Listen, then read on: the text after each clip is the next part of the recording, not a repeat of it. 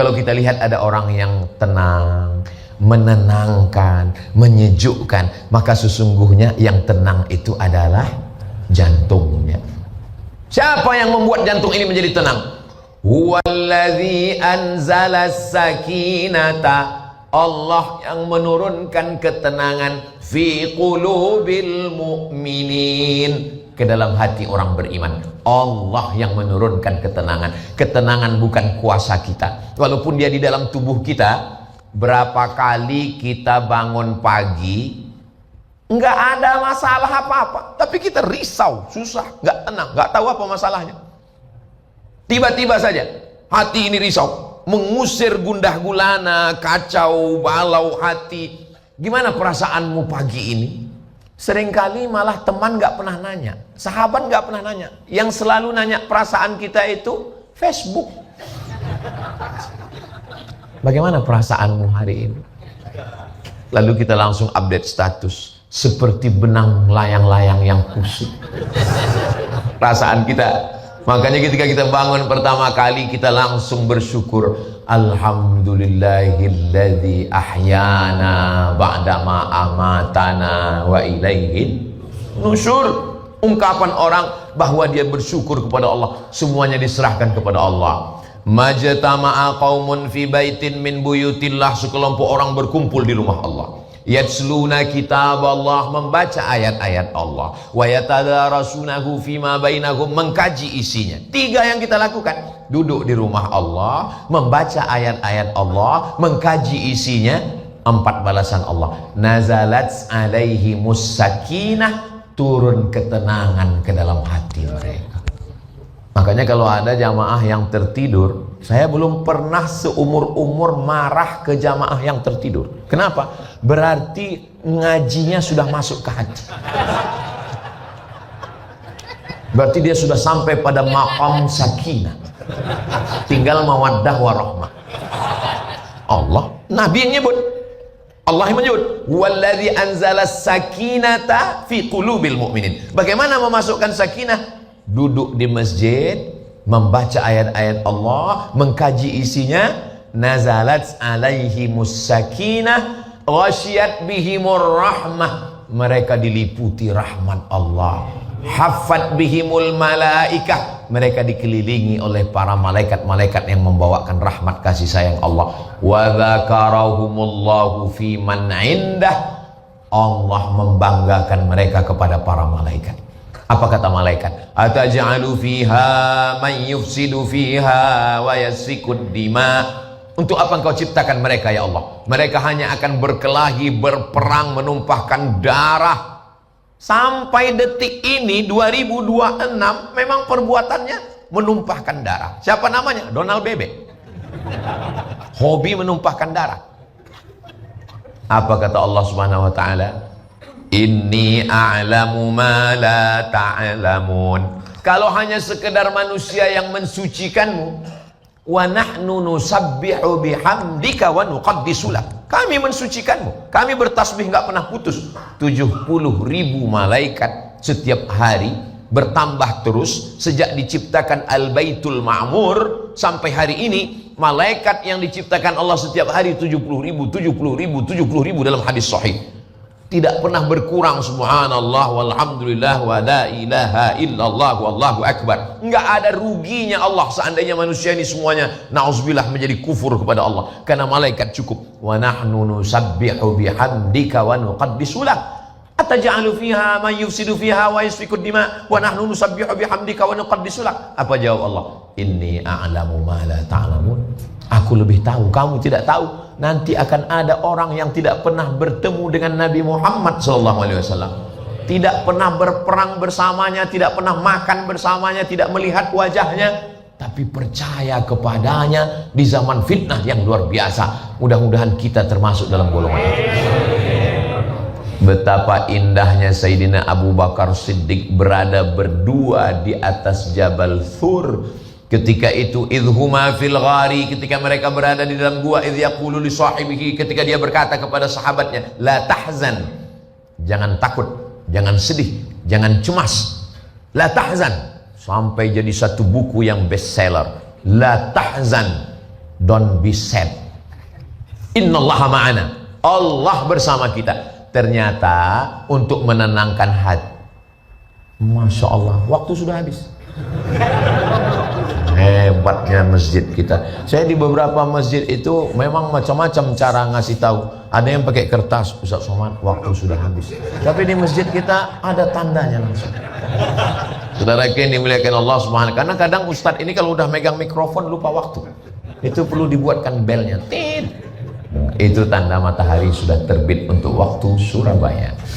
Saudara yang dimuliakan Allah Subhanahu wa taala, maka kalau hati sudah tenang, senyumnya merekah seperti jamaah subuh ini. Kalau dari bunyi aminnya seperti kurang yakin kelihatannya. Kalau hati sudah tenang, ringan tangan berbagi. Kalau hati sudah tenang, maka semangat untuk bekerja, beraktivitas. Sebelum matahari terbit, tenangkan dulu hatimu.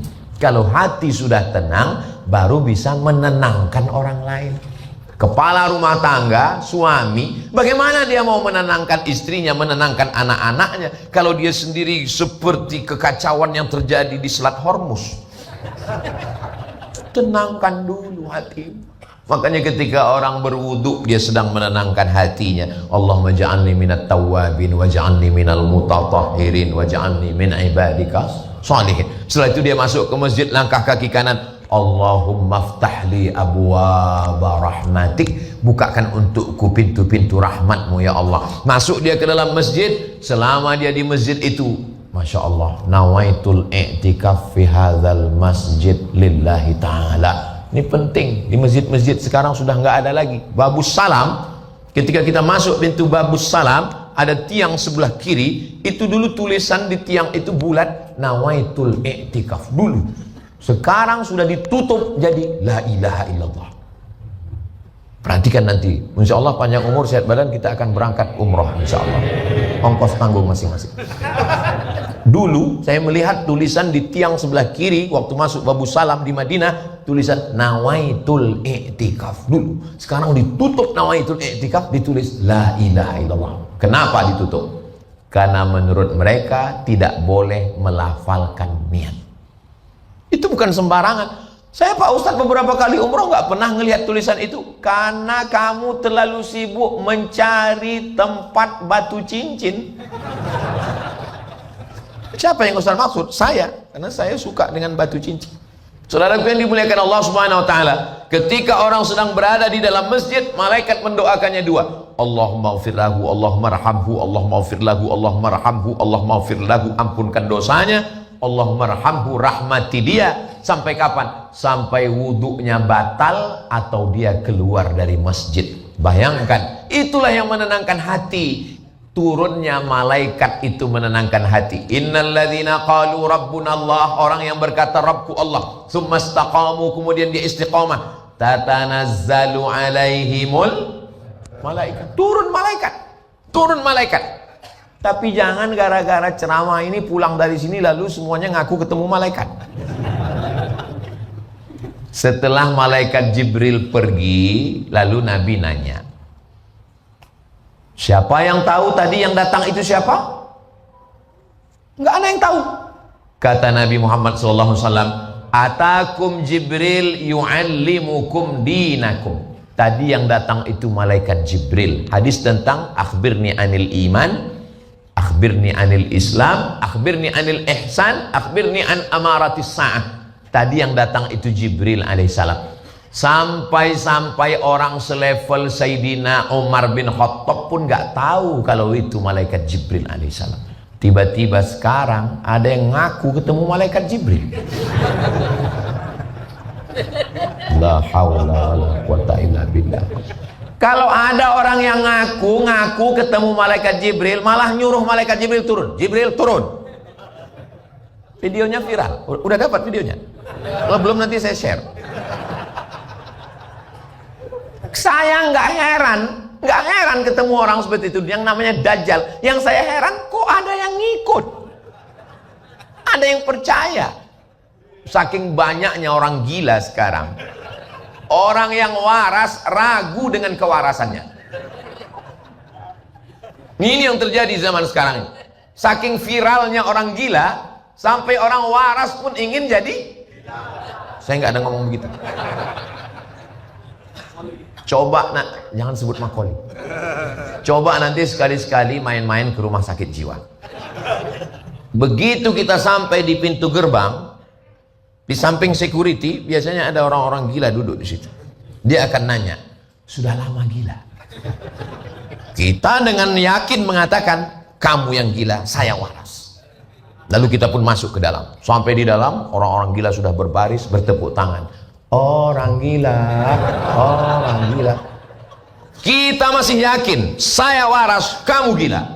Masuk ke dalam, ketemu yang lebih gila lagi. Orang gila, ada yang bisa dibantu? Kita mulai ragu. Jangan-jangan saya yang gila, dia yang waras. Makanya orang waras ini mesti sering ketemuan. Kalau orang waras nggak sering ketemu, sendirian, hanya berteman handphone, dan yang dilihat orang gila, yang berpesan orang gila, lama-lama orang waras ragu dengan kewarasannya. Itulah yang sedang terjadi sekarang. Makanya kita mesti ketemu sehari 5 kali nih antara yang waras ini. Kalau sudah ketemu jamaah, alhamdulillah. Kalau dia nggak datang, sudah mulai gila. Alam nashrah laka sadrak. Apakah belum kulapangkan dadamu? Ini sama-sama kertas. Ini kertas. Ini kertas. Yang asal muasalnya sama dari pohon kayu yang ada di hutan, dipotong. Lalu kemudian sebagiannya diekspor ke luar negeri. Sebagiannya dipotong dijadikan bubur kayu. Namanya pulp. P-U-L-P. Pulp. Pulp bubur kertas. Kalau memang dia dari kertas, kenapa warnanya putih Pak Ustadz? Kertas, kayu kan hitam. Dicuci dengan batu kapur. Setelah dicuci dengan batu kapur, maka buburnya itu menjadi putih, bersih seperti bubur ayam. Lalu kemudian nasib kertas macam-macam. Ada yang jadi tisu. Inilah yang akan mengelap keringat Ustadz. Ada yang nasibnya lebih malang. Jadi tisu gulung di toilet. Nggak usah diceritakan apa tugas dia. Tapi ada kertas yang tidak disentuh kecuali oleh orang yang berwudu. La yamassuhu illal mutahharun. Mana dia? Itulah kertas yang ada di tiang masjid kita. Sama-sama. Kertas itu dengan kertas ini asalnya sama. Tapi kenapa kertas itu dimuliakan? Kertas itu diletakkan di dada. Kertas itu dicium. Kertas itu tidak boleh disentuh kecuali oleh orang yang berwudu. Karena di kertas itu ada kalam Allah, firman Allah. La yamassuhu illal mutahharun. Kalau dilihat dari susunannya ini, Quran ini sepertinya jarang dibaca. Ustaz nggak boleh suuzon Pak Ustaz. Itu karena mau ada acara subuh ini maka disusun rapi seperti itu. Saudara yang dimuliakan Allah. Jadi lisan kita boleh jadi asalnya sama. Hati kita pun boleh jadi asalnya sama. Tapi kenapa hati ini bisa tenang? Karena di dalamnya ada kalam Allah.